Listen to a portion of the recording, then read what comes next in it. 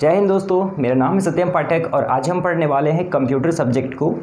और इससे पहले भी मैंने एक वीडियो कंप्यूटर से रिलेटेड बनाया है। अगर आपने उसे अभी तक नहीं देखा है तो I would like to suggest you, आप उसे देख सकते हैं।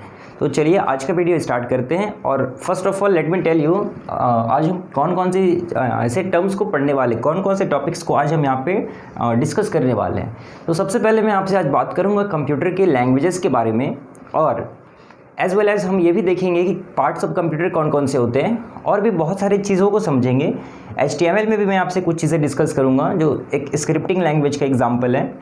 और जैसे आपने सुना होगा URL क्या होता है, ठीक है, इंटरनेट से रिलेटेड बहुत सारे जो टर्म्स है, ISP क्या होता है, इंटरनेट सर्विस प्रोवाइडर क्या होता है, वर्ल्ड वाइड वेब क्या होता है, वेब पेज क्या होता है, वेबसाइट क्या होता है, सारी चीज़ों को आज हम डिस्कस करने वाले हैं। तो वीडियो बहुत ही इंपॉर्टेंट होने वाला है आपके लिए और नॉलेजेबल भी होने वाला है। तो वीडियो के साथ बने रहें। So stay tuned with us. चलिए वीडियो को स्टार्ट करते हैं। देखिए, so first of all we will, तो चलिए वीडियो को स्टार्ट करते हैं। तो first of all we would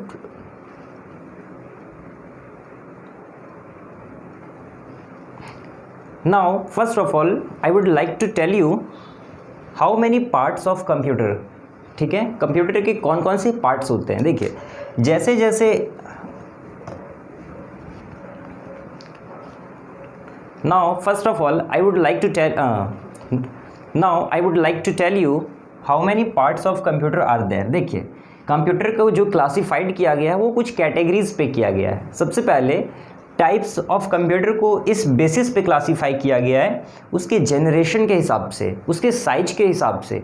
उसके बाद द डेटा दे यूज़, मतलब वो डेटा के हिसाब से उसको सेट किया गया है। तो कंप्यूटर को हम बहुत सारे टाइप्स में क्लासीफाइड कर सकते हैं। पहला, the data they use, the size of computer on the basis of size, on the basis of types of data, on the basis of generation. ठीक है, तो चलिए देख लेते हैं एक एक करके। सबसे पहले सबसे पहले हम ये देख लेते हैं कि कंप्यूटर के पार्ट्स ऑफ द कंप्यूटर, देखिए मैंने आपको पहले बताया on the basis of size, got it, on the basis of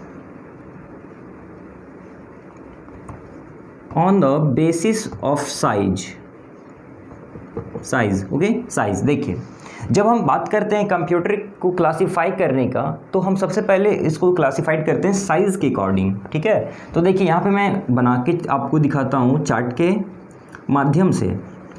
ये हमारे कंप्यूटर को हम क्लासिफाइड कर रहे हैं। देखिए, एक तो होता है सुपर कंप्यूटर। अभी सारी चीज़ों को मैं आपको डिटेल में बताऊंगा। एक हो गया सुपर कंप्यूटर, ठीक है। इसके बाद आता है माइक्रो कंप्यूटर, इसके बाद आया माइक्रो कंप्यूटर। इसके बाद एक होता है मिनी कंप्यूटर, ठीक है, mini computer. Super computer, micro computer, mini computer, और एक होता है मेन फ्रेम कंप्यूटर। क्या आप समझ पा रहे हैं? अभी समझाया मैं कहाँ, जो आप समझ पा रहे हैं, ठीक है। मेन फ्रेम कंप्यूटर, अभी तो मैं बस लिख रहा हूँ, उसके बाद मैं आपको समझाता हूँ डिटेल में। तो हमने जब देखा कि कंप्यूटर को हम लोग किस तरह से क्लासीफाई कर सकते हैं, तो पहला जो हमको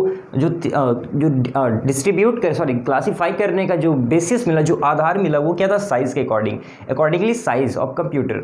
तो mainly computer can B classified into 4 categories on the basis of size. I am telling you again, ठीक है। साइज के अकॉर्डिंग इन 4 तरह से कंप्यूटर को क्लासीफाइड किया गया है। सुपर कंप्यूटर क्या होता है? अब हम पहले एक एक करके सारी चीज़ों को समझ लेते हैं। देखिए, सुपर कंप्यूटर क्या होता है? पहले तो मैं आपको बताना चाहूँगा, सुपर कंप्यूटर का जो साइज़ होता है वो आपके एक रूम से भी बड़ा होता है, ठीक है। मतलब रूम के साइज़ का मतलब कहने का इतना सा है कि ये जो टाइप्स ऑफ कंप्यूटर है सुपर कंप्यूटर, इसका साइज़ बहुत ज़्यादा बड़ा होता है। और इसका क्या यूज़ है वो समझिए। देखिए, जैसे सुपर कंप्यूटर में हम लोग जो कैलकुलेशन को परफॉर्म करते हैं तो बहुत सारे कॉम्प्लेक्स साइंटिफिकल डेटा को ये इजीली क्या करता है, एग्जीक्यूट कर देता है। ठीक है, अभी मैं आपको इससे रिलेटेड बहुत सारी चीज़ें बताने वाला हूँ, तो आप बिल्कुल ही पेशेंस के साथ बने रहें। देखिए, तो सुपर कंप्यूटर क्या करता है कि कॉम्प्लेक्स साइंटिफिकल डेटा है, ठीक है, आपको बहुत सारे एक्यूरेसी के साथ कोई डेटा चाहिए साइंटिफिकल फील्ड में, साइंस के फील्ड में, रिसर्च के फील्ड में, जहाँ पे आप मॉलिक्यूलर बेसिस पे देखेंगे तो आपको बहुत ही मतलब कि एग्जैक्ट डेटा चाहिए होता है। तो वैसे सिचुएशन में हम लोग वहाँ पे हम लोग सुपर कंप्यूटर का यूज़ करते हैं।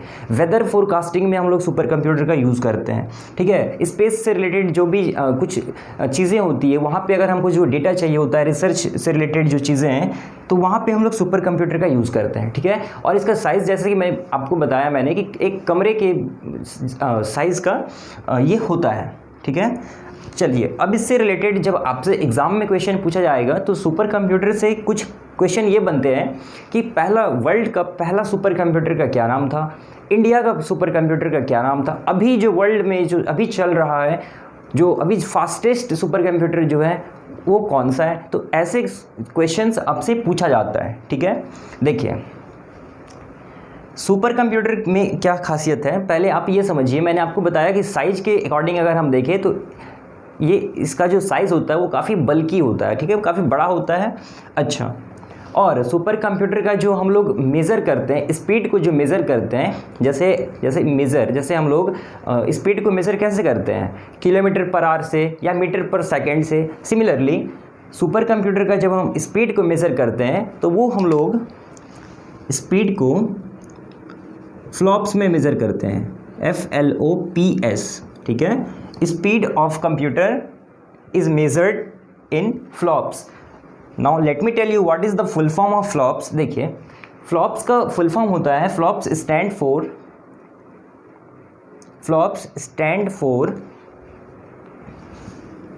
Floating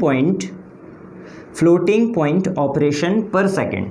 flops stand for floating point operation per second, इसका फुल फॉर्म होता है। तो आपने ये जाना कि सुपर कंप्यूटर क्या होता है, साइज़ कैसा होता है और इसका यूज़ कहाँ पे होता है, और इसका स्पीड हम लोग इस फ्लॉप्स में करते हैं। इसका फुल फॉर्म की अगर हम बात करें तो इसका फुल फॉर्म होता है, यहाँ पे मैं लिख देता हूँ, FLOPS, फ्लोटिंग पॉइंट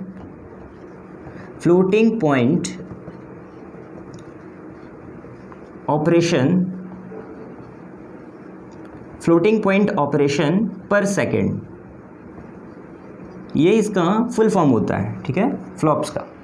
कंप्यूटर का जो सुपर कंप्यूटर का स्पीड होता है उसका यूनिट हम लोग रखते हैं flops, floating point operation per second. इसका एक साधारण सा फुल फॉर्म है। ठीक है, अच्छा एक चीज़ और देखिए, ये फ्लॉप्स क्या है, एक यूनिट है। जैसे हम लोग जैसे आटा या चावल को किलोग्राम में मेज़र करते हैं, तो मैं आपसे अगर पूछूं किलोग्राम क्या है, what is kilogram, you tell me, then you will say what, kilogram is a unit, metre is a unit, second is a unit, this all are units. तो फ्लॉप्स भी क्या है, एक यूनिट है, एक मात्रक इकाई है। Got it. अच्छा, एक होता है 100 फ्लॉप्स। 100 फ्लॉप्स मतलब क्या हुआ, 100 फ्लॉप्स, 100 और यहाँ पे हम लिखेंगे फ्लॉप्स। फिर किलो फ्लॉप्स हो जाएगा, तो किलो में आप क्या करेंगे, 1000 फ्लॉप्स लिखेंगे। फिर किलो के बाद आप अगर आगे बढ़ते हैं तो आपको मिलेगा मेगा फ्लॉप्स। मेगा फ्लॉप्स में क्या हो जाएगा, 1 लिखने के बाद 6 टाइम्स 0 लगाएंगे हम लोग, तो ये हो गया मेगा फ्लॉप्स। ठीक है, फिर ये था, लिख देता हूँ यहाँ पे 100 फ्लॉप्स, ये था किलो फ्लॉप्स। ठीक है, और ये है हमारा मेगा फ्लॉप्स। मेगा फ्लॉप्स में क्या होगा, मतलब 1 लिखकर 6 टाइम्स 0 लगाएंगे आप। उसके बाद आएंगे, आगे बढ़ेंगे तो मिलेगा टेरा फ्लॉप्स, और इसमें क्या होगा, इसमें हम लोग 9 टाइम्स 0 पुट करेंगे, 9 टाइम्स 0 पुट करेंगे, तो ये हो जाएगा इतना फ्लॉप्स। इसके बाद आ जाएगा, सॉरी ये गलत, यहाँ पे आ जाता है गीगा फ्लॉप्स। ठीक है, गीगा फ्लॉप्स। इसके बाद हम देखेंगे तो आएगा टेरा फ्लॉप्स, और वहाँ पे 1 लिखने के बाद 12 टाइम्स आपको 0 पुट करना है, 3, 5, 6 7 8 9 10 11 12, ये इतना फ्लॉप्स हो गया इसका स्पीड, ठीक है। और इसके बाद एक आता है पेटा फ्लॉप्स। अब यहाँ पे 1 लिखने के बाद 15 टाइम्स आपको 0 पुट करना पड़ेगा। तो हम लगा लेते हैं 1 2 3 4 5 6 7 8 9 10 11 12 13 14 15, और ये हमारा हो गया फ्लॉप्स, ठीक है। देख रहे हो, समझ में आ रहा है कितना बड़ा डिजिट नंबर है। तो कंप्यूटर का जो सुपर कंप्यूटर है उसका यूनिट है फ्लॉप्स। 100 फ्लॉप्स में 100 फ्लॉप्स ये हो गया, किलो फ्लॉप्स 1000 फ्लॉप्स, मेगा में आप 1 लिखने के बाद मतलब 6 0 पुट करेंगे जो हो जाता है इक्विवेलेंस टू कितना 10 लाख। गीगा में आ जाएंगे तो फिर 9 हो जाएगा, टेरा में 12 हो जाएगा, पेटा में क्या हो जाता है 1 लिखने के बाद 15 टाइम्स 0 पुट करेंगे, ठीक है। चलिए, ये तो हो गया मेज़र करने के लिए हम लोग स्पीड में कैसे मेज़र करते हैं सुपर कंप्यूटर को। चलिए, इसके बाद जो क्वेश्चन बनता है इस टॉपिक से वो ये कि सबसे पहला सुपर कंप्यूटर क्या था, सबसे पहला सुपर कंप्यूटर का क्या नाम था। तो आप 2 चीज़ याद रखेंगे हमेशा, आपको 2 चीज़ों को हमेशा याद रखना है। एक, जो पहला सुपर कंप्यूटर था, first super computer were developed in 1976, ठीक है। 1976 में डेवलप किया गया था वर्ल्ड्स फर्स्ट सुपर कंप्यूटर, और जिसका नाम था क्रे, CRAY, क्रे 1, ठीक है, ये नाम था। World's first super computer was Cray 1 which were developed in 1976। और एक चीज़ आप ये जान लीजिए इसके बारे में कि ये जो कैलकुलेशन किया था 138.6 अप्रॉक्सीमेटली इतना पेटा फ्लॉप्स में ये कैलकुलेशन किया था इस स्पीड के साथ, ठीक है। 138.6 अप्रॉक्सीमेटली पेटा फ्लॉप्स में ये किसी भी जो एग्जीक्यूशन को परफॉर्म किया था, किसी कैलकुलेशन को ये परफॉर्म किया था इस स्पीड के साथ, ठीक है। ये था वर्ल्ड्स फर्स्ट सुपर कंप्यूटर। अच्छा, इसके बाद अगर हम बात करें इंडिया का, तो इंडिया का जो फर्स्ट कंप्यूटर था, फर्स्ट सुपर कंप्यूटर था, India's first super computer was, मैं सबसे पहले थोड़ा सा इरेज कर लेता हूँ क्योंकि मुझे जगह बनाना पड़ेगा, तो यहाँ से मैं इसको इरेज कर लेता हूँ। देखिए, इंडिया की अगर हम बात करें तो India's first super computer was परम 8000, और ये कब डेवलप्ड किया गया था, लेट मी टेल यू। इसे बनाया गया था the super computer of India's were built in 1990, ठीक है। 1990s में ये इसको डेवलप किया गया था। ये था इंडियाज़ फर्स्ट सुपर कंप्यूटर। मैं यहाँ लिख देता हूँ आपके रेफरेंस के लिए, India's first super computer, got it. India's first super computer अगर आपसे कोई पूछता है तो आप कहेंगे परम 8000, जो बनाया गया था 1990 के दशक में। तो इंडिया के, तो अगर इंडिया में अगर आपसे पूछता है कि इंडियाज़ फर्स्ट सुपर कंप्यूटर क्या था, तो आप कहेंगे परम 8000, जो डेवलप किया गया था 1990 में, ठीक है। और वर्ल्ड में देखा जाए तो पहला था क्रे 1 जो 1976 में डेवलप किया गया था, ठीक है। और इंडिया का जो फास्टेस्ट सुपर कंप्यूटर रिसेंटली वो है प्रत्यूष, इसको भी याद रखेंगे, इंपॉर्टेंट है प्रत्यूष, ठीक है। इंडियाज़ फास्टेस्ट सुपर कंप्यूटर का नाम है प्रत्यूष। चलिए, और समझते हैं कि पूरे दुनिया में अभी सबसे फास्टेस्ट सुपर कंप्यूटर कौन सा है, तो उसका नाम है world's fastest super computer is ये, और इसको डेवलप्ड किया गया ये 2010 से, ये इस टाइम ऑफ इंटरवल से ये माना जा रहा है समिट, ठीक है। ये जो सुपर कंप्यूटर है ये अभी तक का सबसे फास्टेस्ट सुपर कंप्यूटर है। इसका जो परफॉर्मेंस था वो 148.2 समथिंग पेटा फ्लॉप्स था, ठीक है, पेटाफ्लॉप्स। मतलब 2010 में जो समिट था वो अभी तक का सबसे फास्टेस्ट सुपर कंप्यूटर में से एक होता है। इंडिया का अगर आपसे कोई पूछता है तो यू वुड से परम 8000, ठीक है, और प्रत्यूष अभी का रिसेंटली में इंडिया का टॉप सुपर कंप्यूटर में एक है। और आपने इन सारी चीज़ों को अगर समझ लिया है तो मैं इसे अब इरेज करूँगा और फिर आगे हम लोग और समझते हैं। तो कंप्यूटर को आपने देखा कि सुपर कंप्यूटर क्या होता है, अब समझिए माइक्रो कंप्यूटर क्या होता है। देखिए माइक्रो कंप्यूटर बेसिकली क्या है, जैसे हम लोग अपने घरों में या ऑफिसेस में या किसी ऑर्गेनाइजेशन में, इंस्टीट्यूशन में जो यूज़ होता है डेस्कटॉप, इसका एग्जांपल क्या है माइक्रो कंप्यूटर का। देखिए माइक्रो जो वर्ड है इसका क्या मतलब होता है, सूक्ष्म, छोटा। तो ये तो ऑब्वियसली ये है, ऑब्वियस बात ये है कि सुपर कंप्यूटर से छोटा होता होगा माइक्रो कंप्यूटर, ठीक है, ऑफ कोर्स ये छोटा ही होता होगा। चलिए, तो माइक्रो कंप्यूटर के अंदर जो आता है वो होता है डेस्कटॉप, लैपटॉप। अब देखिए डेस्कटॉप का क्या मतलब हुआ, डेस्कटॉप मतलब क्या होता है, डेस्कटॉप को हम लोग क्या बोलते हैं, पर्सनल कंप्यूटर भी बोलते हैं। डेस्कटॉप को हम लोग पर्सनल कंप्यूटर मतलब पीसी भी बोलते हैं। बेसिकली डेस्क पे रखने वाला जो टॉप है उसको हम लोग डेस्कटॉप बोलते हैं। डेस्क मतलब क्या होता है, बेंच, डेस्क, ठीक है, तो वो डेस्क पे रखा जाता है इसलिए उसका नाम है डेस्कटॉप।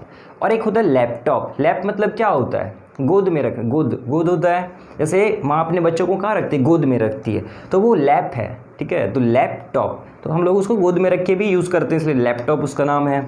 तो माइक्रो कंप्यूटर के इसमें हम लोगों ने क्या क्या देखा कि इसमें सबसे पहले आ गया डेस्कटॉप, लैपटॉप, और एक होता है नोटबुक क्या आपको पता है किसे कहते हैं? अगर आपको नहीं पता तो समझिए कि लैपटॉप को ही नोटबुक भी कहा जाता है, ठीक है, नोटबुक भी कहा जाता है लैपटॉप को। तो माइक्रो कंप्यूटर के अंदर डेस्कटॉप, लैपटॉप या नोटबुक हो गया, ठीक है। नेटबुक भी एक होता है, वो नेटबुक भी होता है, इसके अंदर ये सारी चीज़ें आ गई माइक्रो कंप्यूटर।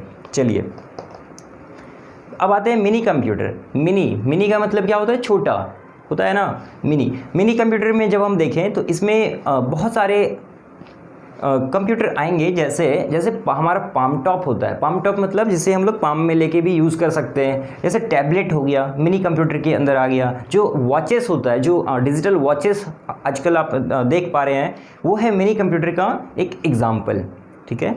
अच्छा, एक चीज़ माइक्रो कंप्यूटर में आपको ये भी समझना चाहिए कि माइक्रो कंप्यूटर भी दो तरह का होता है, एक होता है जनरल पर्पस के लिए और एक होता है स्पेसिफिक पर्पस के लिए, ठीक है। मिनी कंप्यूटर भी क्या होता है, स्पेसिफिक पर्पस में आप देखना चाहें तो जैसे हमारा वॉच हो गया, जैसे स्मार्टफोन हो गया, वो भी किसका एग्जाम्पल है, मिनी कंप्यूटर का। जो हमारा स्मार्टफोन है वो भी क्या है कि एक सेल्यूलर स्मार्टफोन है वो। अच्छा, मिनी कंप्यूटर हो गया। चलिए, तो स्मार्टफोन हो गया या फिर हमारा पाम टॉप हो गया, ये सब एग्जाम्पल है मिनी कंप्यूटर का, ठीक है। अच्छा, इसके बाद आता है हमारा मेन फ्रेम कंप्यूटर। देखिए मेन फ्रेम कंप्यूटर क्या होता है, साइज़ में इससे भी बड़ा होता है, इससे भी बड़ा होता है। मेन फ्रेम कंप्यूटर का साइज़ बड़ा होता है और ये कहाँ पे यूज़ किया जाता था। अच्छा, इसका कैपेसिटी जो था, इसका जो एक फीचर ये था कि बहुत सारे लोग एक टाइम में इसका काम यूज़ कर सकते थे। बहुत सारे लोग इस पर अपने डेटा को एक्सेस कर सकते थे। और मेमोरी की अगर हम लोग अकॉर्डिंग टू मेमोरी देखें तो ये भी उसमें ये काफ़ी अच्छा माना जाता था, क्योंकि इसमें एक साथ में, जैसे आपने देखिए माइक्रो कंप्यूटर क्या होता है, डेस्कटॉप पे क्या होता है कि एक टाइम में वन यूज़र ही इस पे काम कर सकता है। मिनी कंप्यूटर भी सेम है, लेकिन main frame computer basically railway stations में पहले, और जैसे बैंकिंग हो गया और भी बड़े बड़े ऑर्गेनाइजेशन में यूज़ किया जाता था, ठीक है, मेन फ्रेम कंप्यूटर, क्योंकि एक टाइम में इसमें बहुत सारे यूज़र्स अपने आप को एक्सेस कर सकते थे, ठीक है। तो ये मेन फ्रेम कंप्यूटर हो गया।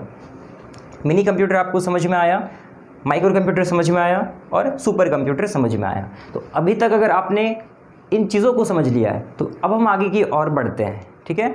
चलिए, और अगर आप चाहें एक इसका स्क्रीनशॉट लेना तो आप ले सकते हैं, नहीं तो अभी मैं इसको इरेज कर दूंगा, ठीक है। चलिए, बहुत बढ़िया।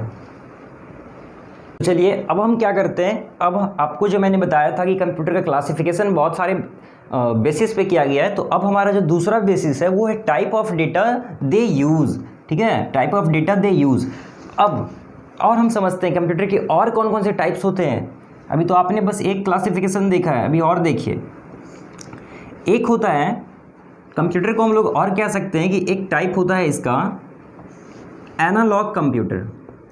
शायद आपने सुना हो एनालॉग कंप्यूटर, ठीक है, एक होता है डिजिटल कंप्यूटर, डिजिटल, और एक होता है हाइब्रिड कंप्यूटर, ठीक है, एनालॉग, डिजिटल एंड हाइब्रिड। और हम लोग फर्दर इसको क्लासीफाई कर सकते हैं डिजिटल कंप्यूटर को, एक होता है जनरल पर्पस कंप्यूटर और एक होता है स्पेसिफिक पर्पस कंप्यूटर, ठीक है। तो देखिए अब समझते हैं कि ये सारी चीज़ क्या है, ठीक है। देखिए एनालॉग कंप्यूटर क्या होता है। एनालॉग कंप्यूटर का वो टाइप्स है जो हमें डेटा देता है, इसको कंटिन्यूअस फॉर्म में अपने आप को क्या करना, परफॉर्म करना पड़ता है। जैसे आपका जो थर्मोमीटर होता है, ठीक है, थर्मोमीटर या स्पीडोमीटर है, उसमें क्या होता है कि कंटिन्यूअस हमको डेटा मिलती रहता है। तो ऐसे टाइप्स के कंप्यूटर कहलाते हैं एनालॉग कंप्यूटर, जिसमें जो डेटा है जो डेटा है वो परमानेंटली चेंजेस होते रहता है, ठीक है। ऐसा नहीं है कि बस एक बार एग्जीक्यूशन हुआ और हमको जो आउटपुट मिला या जो रिजल्ट मिला तो काम ख़त्म। इसमें क्या है, इसको कंटिन्यूअस हमको क्या होता है, इसमें डेटा प्रोवाइड ये करता है। जैसे थर्मोमीटर हो गया, जैसे हमारा स्पीडोमीटर हो गया, तो ये यहाँ पे क्या होता है कि हर क्षण हर पल इसमें चेंजेस होते रहता है। और ये बेसिकली क्या करता है, ये काउंटिंग पे बेस नहीं होता है, ये मेजरिंग पे बेस होता है। एनालॉग कंप्यूटर का एक प्रॉपर्टी क्या है कि एनालॉग कंप्यूटर काउंटिंग पे बेस्ड नहीं होता है, ये काउंट नहीं करता है, बल्कि ये क्या करता है, ये मेज़र करता है, ठीक है, ये मेज़र करता है। तो इस टाइप्स के कंप्यूटर जो काउंटिंग ना करके मेजरिंग पे विश्वास करता हो, वो कहलाता है एनालॉग कंप्यूटर। और अगर हम डिमेरिट देखना चाहें तो एनालॉग कंप्यूटर की एक ये डिसएडवांटेजेस है कि यहाँ पे हमें एक्यूरेट डेटा नहीं मिलता है। एक्यूरेट डेटा, यहाँ पे एक्यूरेसी के साथ एग्जैक्ट डेटा नहीं मिलता है, ठीक है। एनालॉग कंप्यूटर का ये एक डीमेरिट है।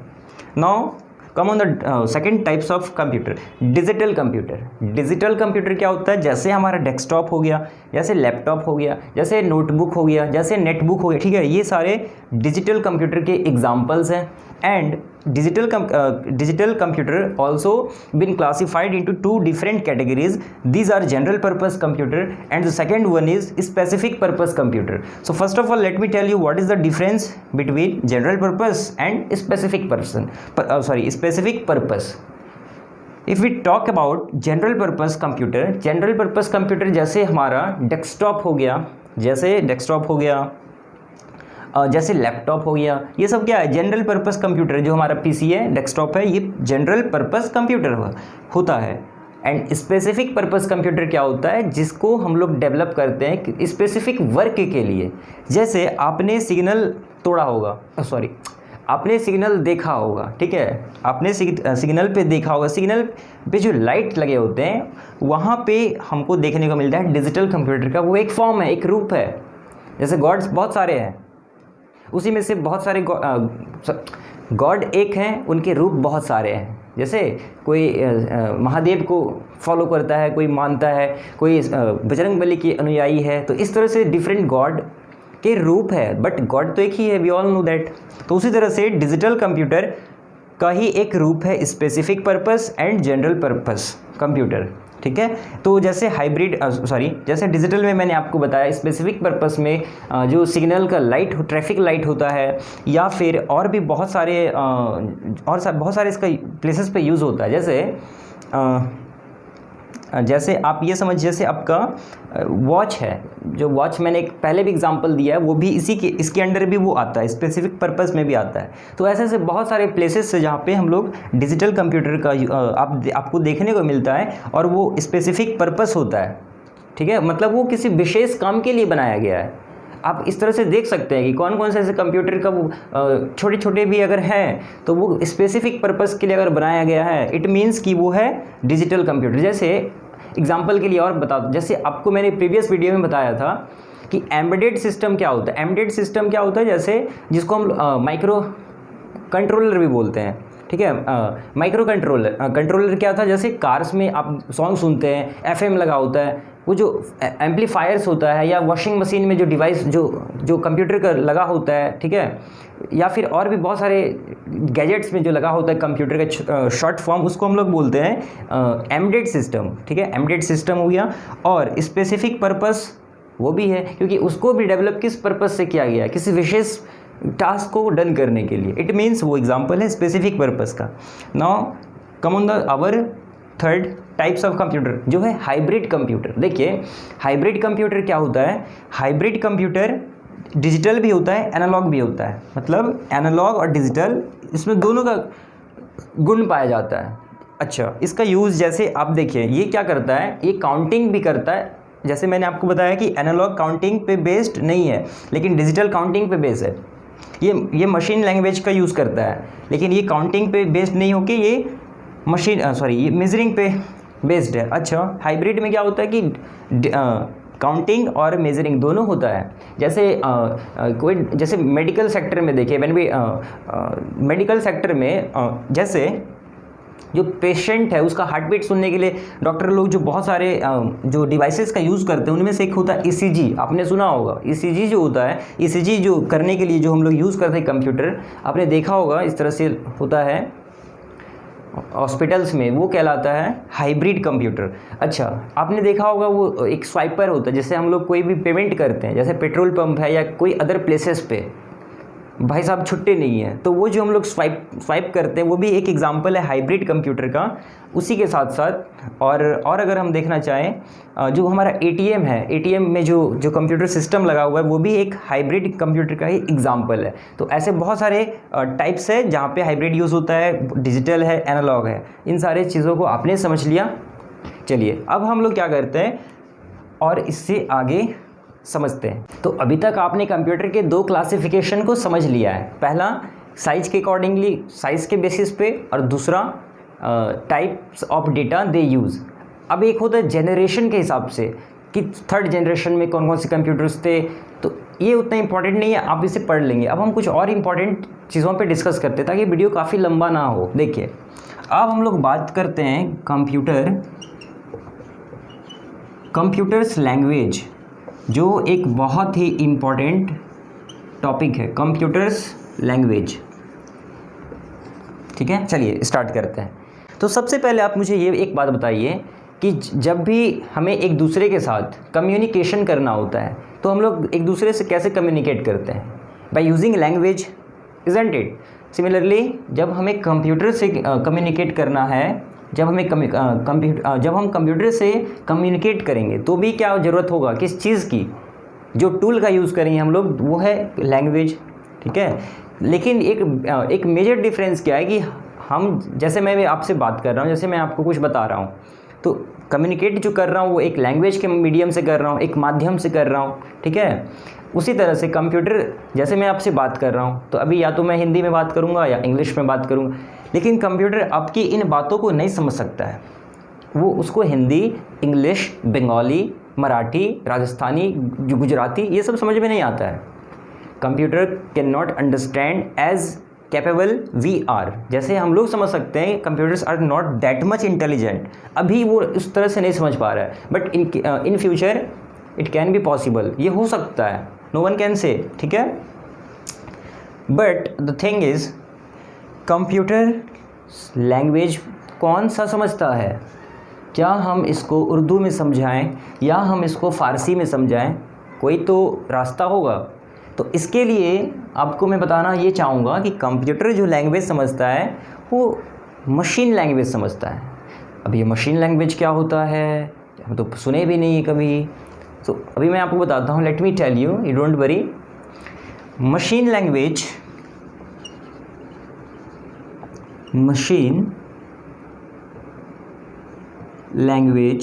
क्या होता है? Machine language is what? देखिए मशीन लैंग्वेज, पहले तो आपको ये समझना है कि हार्डवेयर, जब हम बात करेंगे तो आपको समझना है कंप्यूटर का हार्डवेयर। तो मशीन लैंग्वेज को समझता है हार्डवेयर, कंप्यूटर मतलब मशीन लैंग्वेज को समझता है। अब मशीन लैंग्वेज जैसे बाइनरी है, बाइनरी लैंग्वेज होता है। बाइनरी लैंग्वेज में क्या होता है, बस दो ही आपके पास टर्म है, एक 0 और एक 1। ज़ीरो का क्या मतलब है, ऑफ स्टेट या नो सिग्नल बोलते हैं। 1 का क्या मतलब है,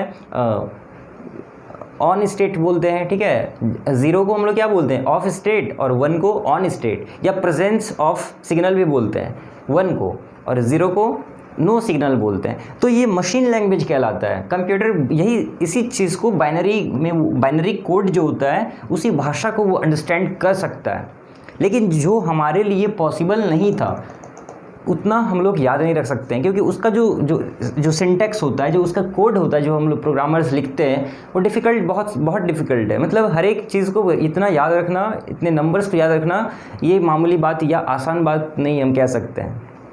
तो ये हो गया मशीन लैंग्वेज, जो मैंने आपको बताया एक बाइनरी लैंग्वेज, बाइनरी कोड, ठीक है।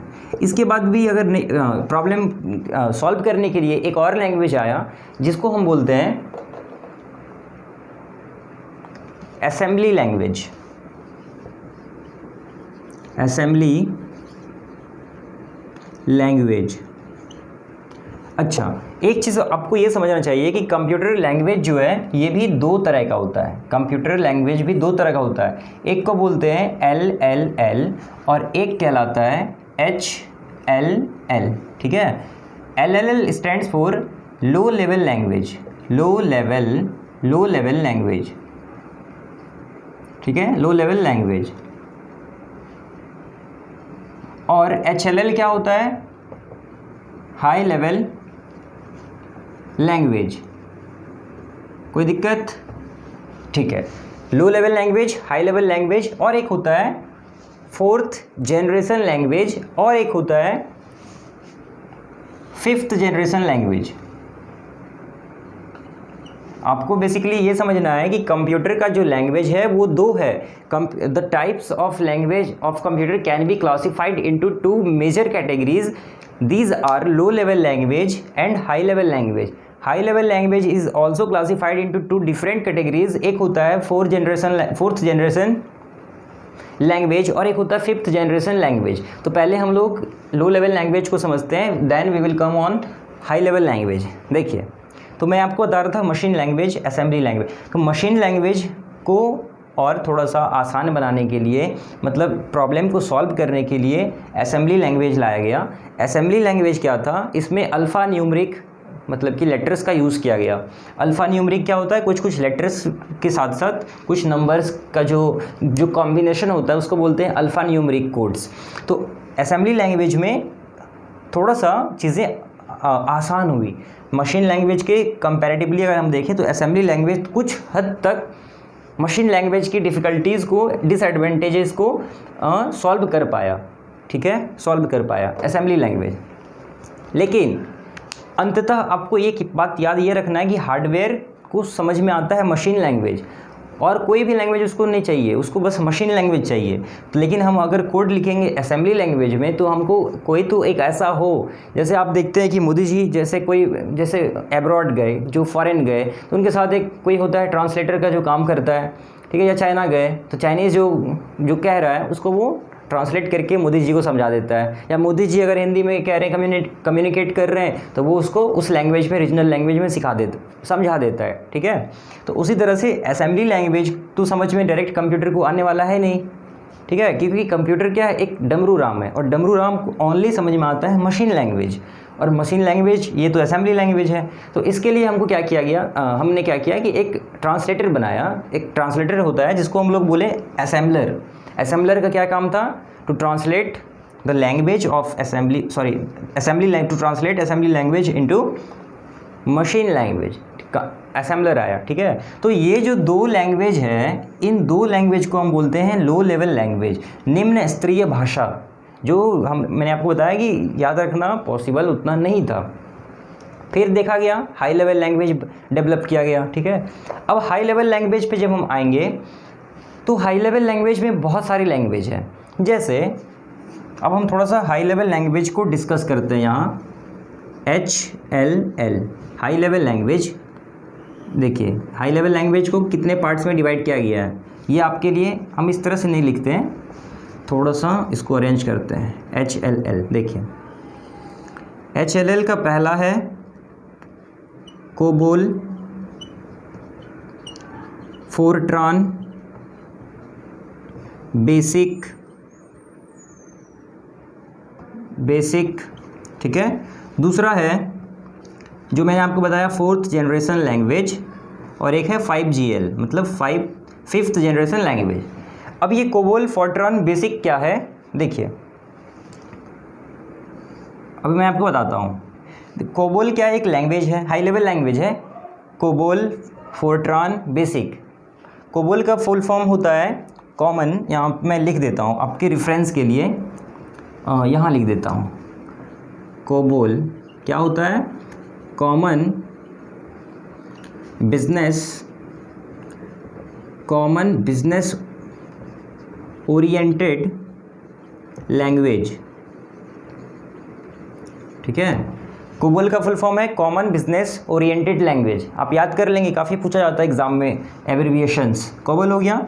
इसके बाद आप देख सकते हैं फोरट्रान, यहाँ पे लिख देता हूँ मैं फोरट्रान। इन सबको आप हो सके तो याद कर लें। फोरट्रान का फुल फॉर्म होता है formula translation.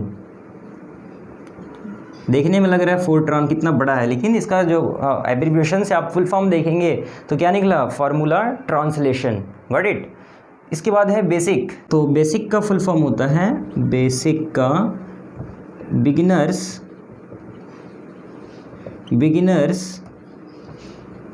All purpose standard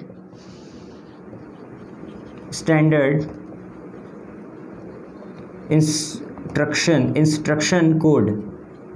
देख लीजिए, फिर से देख लीजिए। कोबोल का फुल फॉर्म है common business oriented language, Fortran stands for formula translation and basic stands for beginners all purpose standard instruction code. Basic. चलिए अब देखते हैं 4th जनरेशन लैंग्वेज में कौन कौन से लैंग्वेज है। 4th जनरेशन में आप पहले याद रखेंगे सी, जो एक बहुत ही पॉपुलर और स्ट्रॉन्ग लैंग्वेज है। अगर जैसे कोई गेम डेवलप होता है, कोई भी गेम डेवलपमेंट में सी लैंग्वेज, अगर आपका पकड़ है सी लैंग्वेज पे, C++, पाइथन, ये सब जावा, ये सब का जो यूज़ है सॉफ्टवेयर डेवलपमेंट या फिर मशीन लर्निंग या फिर गेम डेवलपमेंट पे अधिक किया जा रहा है, तो सी लैंग्वेज हो गया। C++ हो जाए, साथ ही साथ हो गया C++ और पाइथन, सॉरी पाइथन यहाँ नहीं लिखते हैं, C++ हो गया, जावा हो गया, और इस तरह से रूबी, SQL हो गया। और 5th जनरेशन लैंग्वेज में हम देखेंगे पाइथन, जो एक बहुत ही पॉपुलर लैंग्वेज है। पाइथन हो गया, SQL हो गया,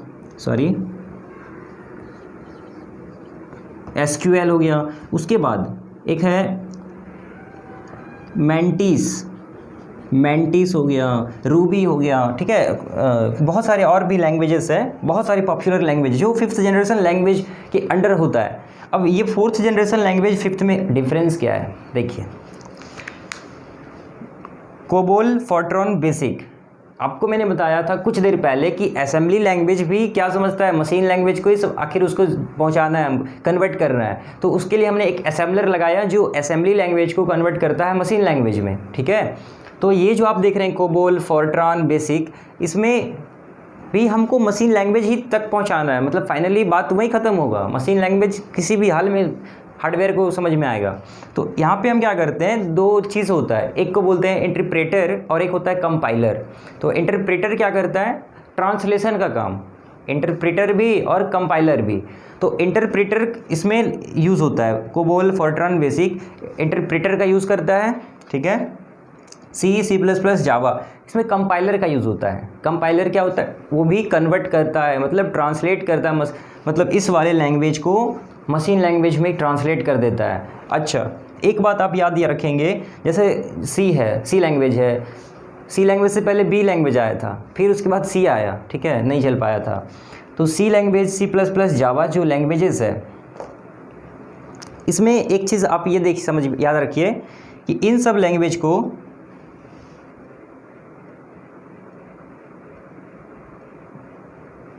तो एक चीज़ आप ये याद रखिए कि इन सब लैंग्वेज में जो ग्रामर होता है वो सिंटैक्स को कहते हैं। नहीं समझ में आया होगा, देखिए जैसे हम लोग इंग्लिश पढ़ते हैं, when we study English language, when we study Spanish language, तो उसमें कुछ ग्रामर होता है, हर एक लैंग्वेज का शुद्धिकरण के लिए एक ग्रामर नाम का कोई चीज़ होता है, ताकि वो उस लैंग्वेज को शुद्ध कर सके, प्योर कर सके, राइट, करेक्ट कर सके, ठीक है। तो उसी तरह से इन सारी लैंग्वेजेस के लिए भी कुछ ग्रामर जो होता है वो कहलाता है syntax. Syntax are called the grammar of programming language. Syntax कहलाता है, सिंटैक्स को बोलते हैं ग्रामर। ग्रामर में भी यहाँ पे ए होता है, बहुत लोग ई लिखते हैं, तो साथ ही साथ मैं इंग्लिश भी पढ़ाता हूँ तो इसलिए मुझे ध्यान रखना होगा। तो सिंटैक्स हो गया ग्रामर, और जो एक लाइन हम लोग लिखते हैं, एक सेंटेंस जो लिखते हैं वो कहलाता है स्टेटमेंट। स्टेटमेंट कहलाता है, मतलब एक सेंटेंस जो हम लोग लिखते हैं अपने सहूलियत के हिसाब से, वो कहलाता, जो इंस्ट्रक्शन हम देते हैं, जो कोड हम लोग लिखते हैं वो कहलाता है स्टेटमेंट, और सिंटैक्स कहलाता है ग्रामर, ठीक है। अगर ये सिंटैक्स अगर गलत हो गया तो आपका जो प्रोग्राम आपने लिखा है वो उसमें एरर आ जाएगा, वो रन नहीं होगा, ठीक है। तो fourth generation language. Fifth generation language क्या है, देखिए ये इसको आसान बनाने के लिए, जैसे SQL मैंने आपको बताया, मैंटीज हो गया SQL, और एक पाइथन, इसको हम लोग क्या कर रहे हैं, ट्राई कर रहे हैं इस हद तक, ताकि हम जैसे बातचीत करते हैं उस लेवल में हम कंप्यूटर को इंस्ट्रक्शन दें और वो सीधा ट्रांसलेट कर दें मशीन लैंग्वेज में। तो ऐसे लैंग्वेजेस को हम लोग रखे हैं फिफ्थ जनरेशन लैंग्वेज में। और एज वेल एज एक बात और आपको मैं इंक्लूड करना चाहूँगा, I would like to include one more thing, कि फिफ्थ जनरेशन जो लैंग्वेज है इसका आर्टिफिशियल इंटेलिजेंस में भी यूज़ किया जा रहा है। मतलब ये, इसको हम क्या कर रहे हैं, ये हम चाह रहे हैं कि कंप्यूटर खुद से निर्णय ले सके, कि उसका जो टेंडेंसी होगा, मतलब कि लॉजिकल जो उसका जो एबिलिटी होगा, वो खुद से हम लोग आर्टिफिशियल इंटेलिजेंस क्या होता है, अब वो भी एक चीज़ है, तो वो हम किसी और वीडियो में डिस्कस करेंगे। तो उसके लिए हम वहाँ पे कंप्यूटर को फ्रीडम दे रहे हैं इस लैंग्वेज का यूज़ करते हुए, ठीक है। तो फिफ्थ जनरेशन लैंग्वेज में आप समझ गए क्या होता है। फोर्थ जनरेशन लैंग्वेज समझ में आया क्या होता है, ठीक है। अगर आपको समझ में आया तो आप कमेंट करिए नीचे। चलिए इसके बाद और क्या छूटा, लो लेवल लैंग्वेज ख़त्म हो गया, हाई लेवल लैंग्वेज आपको समझ में आ गया। अच्छा, एक चीज़ और, बहुत लोगों के मन में ये ख्याल आ रहा होगा कि अभी हम लोगों को कौन सा लैंग्वेज सीखना चाहिए। देखिए आपको मैं बताना चाहूँगा कि अगर पहले तो आपका इंटरेस्ट किस फील्ड में, अगर आप गेम डेवलपमेंट करना चाहते हैं, सॉफ्टवेयर डेवलप करना चाहते हैं, कोई ऐप बनाना चाहते हैं, तो आपको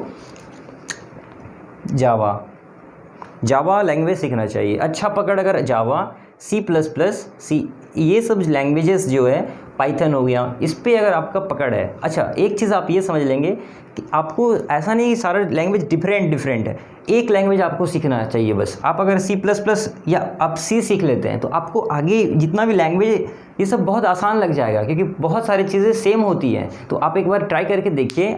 और अगर आप चाहते हैं, अगर आप अगर चाहें कि मैं इन लैंग्वेजेस पे, ठीक है, C++, जावा, पाइथन, इस पे अगर वीडियो बनाऊं, तो आप कमेंट करके मुझे बता सकते हैं कि we need content on this topic, तो मैं उसको भी आगे से ट्राई करूंगा अपलोड करने का। और कंप्यूटर से रिलेटेड जिस भी चीज़ों से आप चाहते हैं मुझसे वीडियो, आप मुझे कमेंट करके बताइए। जैसे चाहे वो DCA है, चाहे जैसे आपको माइक्रोसॉफ्ट एक्सेल सीखना है, MS वर्ड सीखना है, MS एक्सेस सीखना है, पावर पॉइंट सीखना है, या फिर आपको फोटोशॉप सीखना है, आपको जो भी चीज़ें सीखना है आप मुझे कमेंट कर सकते हैं, ताकि मैं उस पर वीडियो डेवलप कर सकूँ।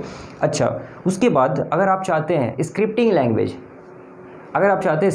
जैसे HTML सीखना चाहते हैं, HTML5, CSS, तो भी आप मुझे कमेंट करके बताइए। इस वीडियो के नीचे आप मुझे कमेंट करके लिखिए कि we need videos on the topic HTML5, तो मैं HTML5 से रिलेटेड वीडियोज़ आपको काफ़ी डिटेल में समझाने वाला हूँ, ठीक है। This is the best thing. आपको ऐसा डेवलप होगा, जो आपका बेसिक है, जो कंसेप्ट बहुत ही स्ट्रांग हो जाएगा। और आपको ये बात अच्छे से पता होगा कि आप अगर एक वेबसाइट डेवलपर बनना चाहते हैं, तो वेब डेवलपर बनना चाहते हैं, तो HTML5, CSS, जावास्क्रिप्ट, ये सब बहुत ही इंपॉर्टेंट चीज़ें हैं, ठीक है। तो आज की वीडियो के लिए हम लोग इतना ही रखते हैं। और आपको जैसे मैंने बता दिया कि आप जिस भी टॉपिक पे पर्टिकुलर वीडियो चाहते हैं, आप मुझे कमेंट करके बताइए, ताकि मैं उससे रिलेटेड वीडियोस आगे बना सकूं। और मिलते हैं नेक्स्ट वीडियो के साथ। Till then take care, good bye, जय हिंद। और अगर आपने अभी तक हमारा चैनल सब्सक्राइब नहीं किया तो सब्सक्राइब करके जो बेल आइकन है उसे प्रेस कर लें। मिलते हैं नेक्स्ट वीडियो के साथ। Thank you.